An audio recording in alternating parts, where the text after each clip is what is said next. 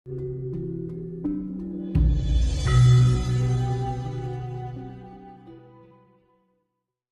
di dalam malam hari itu memang gelombang suara untuk meningkatkan energi kita, level tingkat kesadaran kita akan lebih cepat, lebih signifikan pergerakannya. Terus kondisi itu juga kondisi alam juga baik karena energi gelombang ketika posisi tidak terbebas dari radiasi cahaya itu akan mempunyai kandungan ionisasi yang tinggi.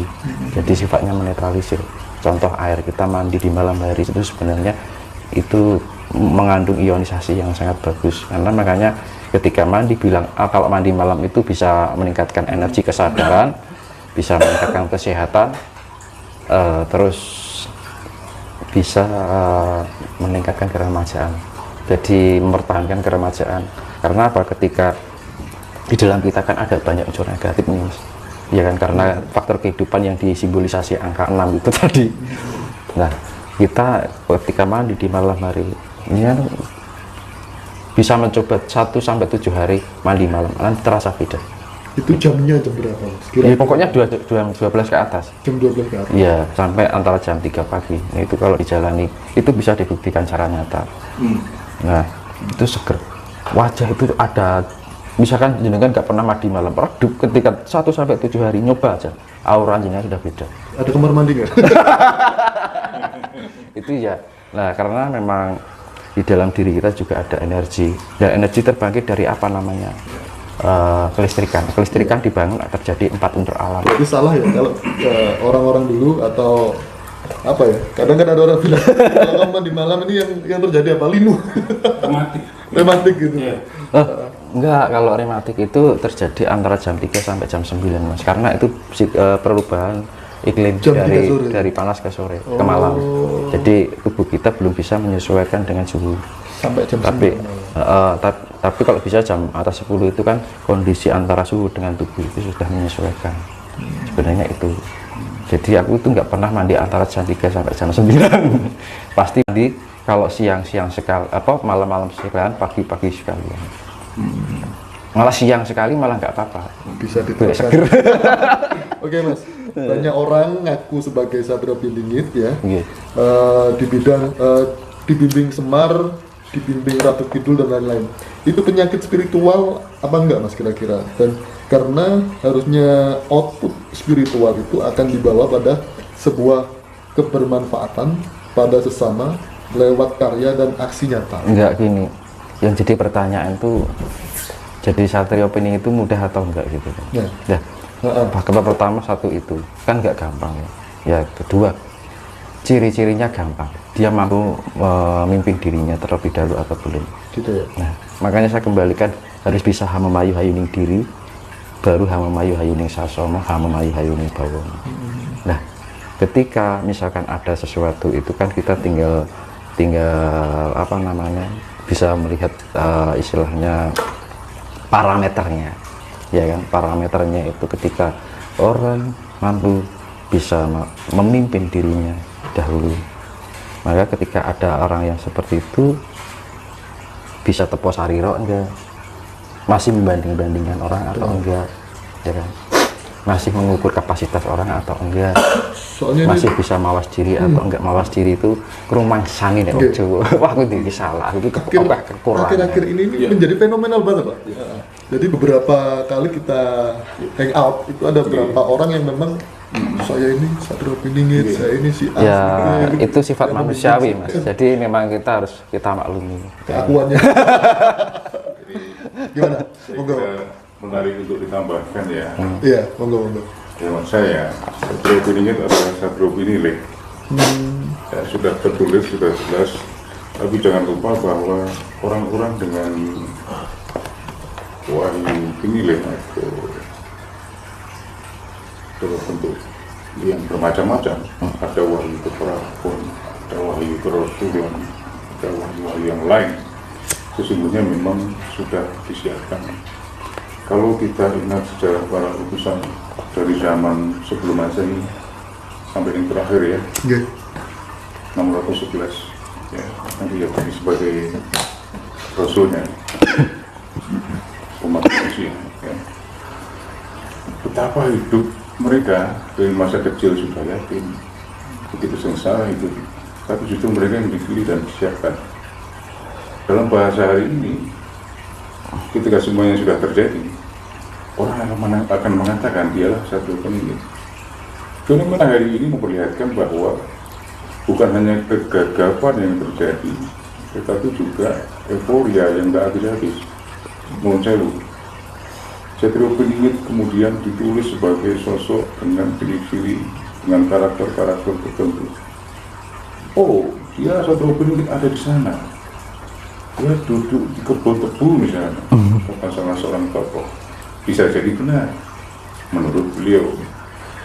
Tapi jangan lupa bahwa setiap kali menjelang event politik besar ini muncul ramalan Joyoboyo. Yang hari saya diskusi, gimana ramalan Joyoboyo untuk 2024? Kita tunggu apakah sama dengan ramalan Joyoboyo yang muncul di YouTube 2019, 2014, 2014 dan 2019. Jelas dinyatakan, nanti presidennya ini. Ternyata menjadi si Anu. Apa mungkin sekuat apapun usaha manusia bisa mengubah atau mengalahkan ketentuan sosok yang ditulis dan sudah disiapkan sebagai Satrio Piningit? Benar, maka bahwa mereka adalah orang yang dipilih, orang yang dibimbing, dan itu orang yang disiapkan. Jadi menjadi menarik ketika segala sesuatu yang terkait dengan berlakunya atau perjalanan hukum alam ini dikaitkan dengan event-event politik yang melibatkan begitu banyak orang. Hampir saya mengamati ramalan-ramalan yang muncul itu, ternyata saya tidak menemukan. Maka begitu saya ditanya 2024 nanti seperti apa, tunggu aja menjelang pemilu ada gimana. Tunggu saya seorang pengagum Kanjeng Yang Padma Susatro. Kalau mau Saya sedang menulis tentang beliau, terutama karena terkait dengan buku yang saya siapkan tentang biografi Kanjeng Yang Padma Susatro. Romo Padma Susatro ini menarik karena terutama dia menggugat beberapa tulisan ramalan yang tadinya identifikasi sebagai ramalan Joyoboyo.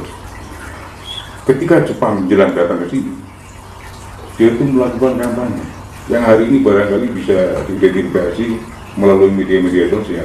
Tapi waktu itu selebaran dikirim dari pesawat terbang, ditempel di ruang-ruang publik. Isinya antara lain adalah menyatakan pengumuman selebaran itu adalah ramalan Joyoboyo.